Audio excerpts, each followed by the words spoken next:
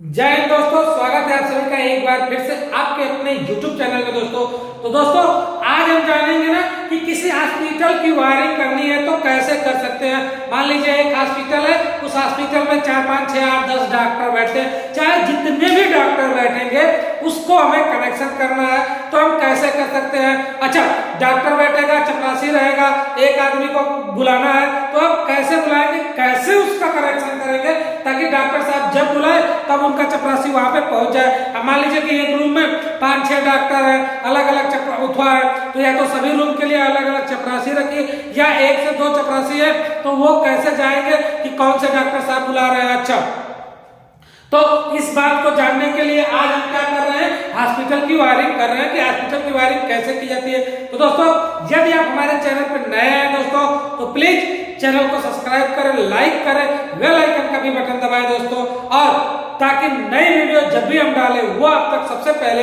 और आसानी से दोस्तों क्या कर सके, पहुंच सके। अब चलते हैं हम अपनी वायरिंग पे दोस्तों। तो हम आपको बता दें कि यहाँ पे हम एक छोटा सा डायग्राम लिए हुए हैं। मान के चलिए कि एक हमारा हॉस्पिटल है, उस हॉस्पिटल के अंदर 3 4 कमरे हैं और 3 4 कमरे की हमें क्या करनी है, वायरिंग करनी है। जैसे हम अगर 3 कमरों की वायरिंग कर सकते हैं ना, ठीक उसी प्रकार 4 कमरा, 5 कमरा, 8 कमरे या 10 कमरे या 50 कमरे हो, उनकी वायरिंग हम कर सकते हैं। तो एक छोटे से पैमाने के साथ हमने आपको लिया है और यहाँ पे हम क्या करेंगे, इसकी वायरिंग करेंगे। तो आप देख सकते हैं कि ये जो हमारा है ना, ये हमारे डॉक्टर साहब का क्या है, रूम है, डॉक्टर का रूम है ये, ठीक है। ये है डॉक्टर साहब का रूम, यानी डॉक्टर साहब का रूम है, यानी ये रूम नंबर 1 हो गया। आप ये देख सकते हैं कि ये रूम नंबर 1 हो गया। ये डॉक्टर साहब का रूम जो है, ये रूम नंबर क्या हो गया, 2 हो गया, और ये रूम नंबर हमारा क्या हो गया, 3 हो गया, ठीक है। ये room number 1, room number 2, room number 3। अच्छा, ये जो हमारा है ना, ये आपका पूरा हिस्सा जो आगे दिख रहा है, ये मान लेते हैं हम, ये पूरा हिस्सा क्या है, बरामदा है, ठीक है। बरामदा जैसे जो हॉल होता है ना, हॉल, उसी को बोल रहे हैं बरामदा। और इसमें जो ये लगा हुआ है, ये क्या लगा है, ये हमारा क्या है, स्पीकर है। ये क्या है, स्पीकर। अच्छा, इसका कार्य क्या होता है कि आवाज देना। इसका कार्य क्या होगा, आवाज देना। जैसे ही हम स्पीकर को दबाएंगे, यानी कि घंटी को दबाएंगे, स्पीकर से आवाज आएगी, और आवाज आएगी कुछ ना कुछ, तो जो होगा बैठा होगा। अच्छा, इस बरामदे में मान के चलिए कि इस प्रकार से कोई व्यक्ति एक बैठा हुआ है। अच्छा नहीं लगा ना, तो मान के चलिए यहाँ पे हमारा क्या बैठा हुआ है, एक चपरासी बैठा हुआ है, ठीक। ये हम लिख दिए यहाँ पे चपरासी,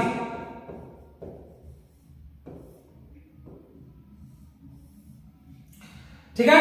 ये चपरासी, यानी कि चपरासी का मतलब क्या हुआ, हमारा प्यून, जो हमारा गेट के पास बैठता है कि अच्छा डॉक्टर साहब बुलाएंगे तो हम क्या करेंगे, जाएंगे, कौन से डॉक्टर साहब बुला रहे हैं, उनका क्या काम है, क्या चाहिए क्या नहीं चाहिए, इसके लिए जाएगा, ठीक है। तो इस प्रकार से हम इसकी वायरिंग करेंगे दोस्तों, और इसको समझते हैं कि सबसे पहले हम क्या करेंगे, कैसे करेंगे। देखिए, ये जो हमारी स्विच होगी ना, इस स्विच में भी कितने पॉइंट बने होते हैं, इस स्विच में भी 2 पॉइंट बने होते हैं। ये जो हमारी स्विच होगी दोस्तों, इस स्विच में तो 2 पॉइंट बने होंगे, एक तार जोड़ने के लिए बने होंगे 2 पॉइंट। इन स्विचों में कितने पॉइंट बने होंगे, तार जोड़ने के लिए 2 पॉइंट बने होंगे। और इसमें ये जो स्पीकर है, इस स्पीकर में कुल कितने पॉइंट बने होंगे, तो स्पीकर में 2 पॉइंट बने होंगे। एक हमारा न्यूट्रल जाएगा और दोस्तों एक क्या जाएगा, फेज जाएगा। एक न्यूट्रल और एक फेज जाएगा। इसमें भी इस तरह से 2 पॉइंट बने हुए हैं, और मान लेते हैं कि एक हमारा न्यूट्रल और एक हमारा फेज। ये हमारा न्यूट्रल हो गया और ये हो गया हमारा फेज। इस न्यूट्रल और फेज के साथ हमें क्या करनी है, अपनी वायरिंग करनी है। अच्छा, ये स्पीकर है ना, तो ये स्पीकर जो होता है उपकरण है, तो इसमें न्यूट्रल जाएगा तभी कार्य करेगा। अच्छा, ये बात ठीक है। इस चीज के ध्यान में रखते हुए कि स्पीकर है, इसमें न्यूट्रल जाएगा तभी ये कार्य करेगा। तो न्यूट्रल के वायर को हम डायरेक्ट क्या दे देते हैं, स्पीकर में दे दे रहे हैं। न्यूट्रल के वायर को डायरेक्ट स्पीकर में दे दे रहे हैं, तो न्यूट्रल का वायर डायरेक्ट स्पीकर में चला गया। और रहा सवाल अब फेज की बात करते हैं दोस्तों, तो फेज के वायर को हम कैसे लेके जाएंगे, इसकी बात कर रहे हैं। तो देखिए, फेज के वायर को हम कैसे लेके जाएंगे, सबसे पहले कार्य यह है कि ये बटन है। अच्छा, ये जो हम स्विच लगाए ना, हमारा जो है वो कहता है कि न्यूट्रल के वायर को उपकरण के एक एक पॉइंट में डायरेक्ट जोड़ देंगे, तो एक पॉइंट में डायरेक्ट जोड़ दिए। अब उसके बाद फेस के वायर को स्विचों के सभी स्विचों के निचले पॉइंट में, आप ये देख सकते हैं ये स्विच है, इन तीनों स्विचों के निचले पॉइंट में हम क्या कर दिए, फेस को दे दिए। देखिए ये जो फेस आया ना, ये फेस हमारा क्या हुआ, तीनों स्विच जो थी हमारी स्विच के निचले पॉइंट में यहाँ आया, यही फेस चला गया इस स्विच में, और यही फेस हमारा फिर कहाँ चला गया, इस स्विच में। यानी तीनों स्विचों में हमारा फेस जो है चला गया, एक साथ फेस का कनेक्शन कर दिए। अच्छा, फेस का कनेक्शन कर दिए तो जैसे मान के चलिए ये स्विच है, अच्छा ये स्विच है, यानी स्विच का मतलब क्या हुआ कि दो पॉइंटों को टच कराना और हटाना, ये स्विच है ना। अच्छा ये क्या होगी, यहां से इस तरह से होती, ये बेल हार्ड स्विच होती है कि एक बार दबाए तो दबी, फिर दोबारा अपनी पुनः अवस्था में चली जाएगी, फिर एक बार दबाएंगे तो बजेगी, फिर पुनः अपनी अवस्था में चली जाएगी, एक बार इसको भी दबाएंगे तो बजेगी, फिर पुनः अपनी अवस्था में चली जाएगी। यानी जब दबेगी तो सप्लाई को देगी, नहीं दबेगी तो नहीं देगी, ये उस तरह से है। और इसका भी कनेक्शन करने के लिए एक बात, दो ही पॉइंट बने होते हैं जैसे कि हमारे नॉर्मल स्विच में बने होते हैं। तो देखिए एक से इससे फेस इन होगा और दूसरे से आउट होता है, स्विच में कार्य होता है एक से फेस को इन करना, दूसरे से फेस को आउट करना, ये हमारी स्विचों का कार्य होता है। तो सबसे पहले क्या किया हमने, फेस के वायर को सभी स्विचों के निचले पॉइंट पे दे दिया। अच्छा अब ये जो हमारा बल्ब है ना, बल्ब का एक तार इस स्विच से डायरेक्ट क्या कर दिया हमने, जोड़ दिया, इस स्विच से आउट कर रहा है और बल्ब के एक तार को जोड़ दिया। अच्छा अगले स्विच की बात करते हैं, तो एक स्विच से इस बल्ब को क्या कर दिया, जोड़ दिया, और एक स्विच के तार से इस बल्ब के एक स्विच से जोड़ दिया, तीनों को एक एक स्विच का बल्ब दे दिया, यानी फेस एक एक का दे दिया। अच्छा बल्ब का एक एक पॉइंट जो बचा हुआ है ना, इस बल्ब का इस बल्ब से, ठीक है, और इस बल्ब का भी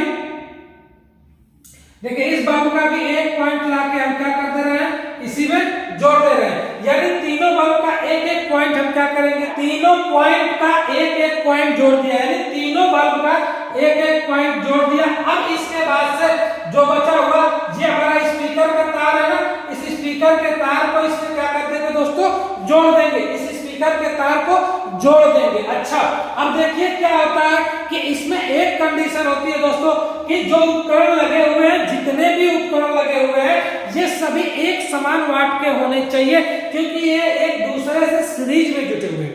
अगर एक समान वाट के नहीं होंगे तो कारण क्या होगा कि जो कम उपकरण वाट का होगा ना, जो उपकरण कम वाट का होगा ना, वो पहले जल जाएगा, और जो उपकरण ज्यादा वाट का होगा वो नहीं जलेगा। तो सबसे पहले क्या करते हैं कि अगर हम इस स्विच को प्रेस करेंगे, डॉक्टर रूम नंबर 1 वाला डॉक्टर अगर इस स्विच को प्रेस करता है तो इस स्विच का कनेक्शन कैसे जाएगा, देखिए यहाँ से प्रेस यहाँ जाएगा, इस बल्ब के होते हुए यहाँ स्पीकर में चला जाएगा। अच्छा स्पीकर में गया तो ये वाला बल्ब क्या करेगा, जल जाएगा, जैसे ही स्पीकर में जाएगा ये वाला बल्ब ग्लो करेगा, यानी ये बल्ब जलेगा, तो उसको ये लगेगा कि अच्छा ये वाला बल्ब जला और स्पीकर बजा, मतलब कि रूम नंबर 1 में जो डॉक्टर बैठा हुआ है ना, वो हमको याद कर रहा है। चपरासी को ये लगेगा कि अच्छा ये वाला बल्ब जला तो ये वाला डॉक्टर बुलाया। अच्छा अगर जब ये वाला बल्ब जलेगा तो कौन सा डॉक्टर बुलाएगा, दूसरा वाला डॉक्टर बुलाएगा।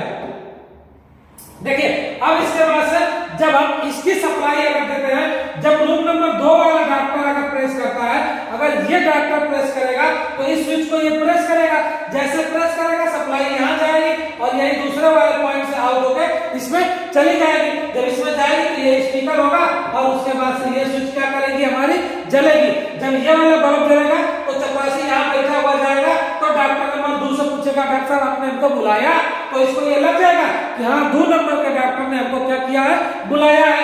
अच्छा इसके होने के बाद से आपको बता दें कि जब ये हो गया, इसके बाद से देखिए अब ये हो गया, जब ये तीसरा नंबर का डॉक्टर बुलाएगा ना, जब तीसरे नंबर का डॉक्टर बुलाएगा, ये अपने स्विच को नीचे को प्रेस करेगा, जैसे ही प्रेस करेगा इसका बल्ब क्या होगा, जल जाएगा, यहाँ से बल्ब में फैल जाएगा और ये वाला पकड़ के ये स्पीकर का जो तार था उससे आवाज आएगी, तो चपरासी यहाँ पे बैठेगा, स्पीकर की आवाज सुनाई दी और वो देखेगा तीनों में से कौन सा बल्ब जल रहा है, तो उसको लगेगा कि लास्ट वाला बल्ब क्या कर रहा है, जल रहा है, तो लास्ट वाला जो बल्ब जल रहा है तो वो जाएगा अच्छा 3 नंबर का डॉक्टर साहब बुला रहे हैं, तो वो 3 नंबर कमरे में क्या करेगा, चला जाएगा और डॉक्टर डॉक्टर से पूछेगा डॉक्टर किस लिए बुलाया, वो डॉक्टर से अपना आप पूछ के उसके बाद से कर लेगा। ठीक है, तो इस प्रकार से इसकी क्या होती है, वायरिंग होती है दोस्तों। सबसे पहले उपकरण जो होता है ये चीज ध्यान में रखनी है कि जो इसमें वायरिंग होगी, जो हमारे उपकरण लगेंगे ना, चाहे वो बल्ब हुआ या स्पीकर हुआ, ये एक समान वाट के होने चाहिए, ये इसकी कंडीशन है।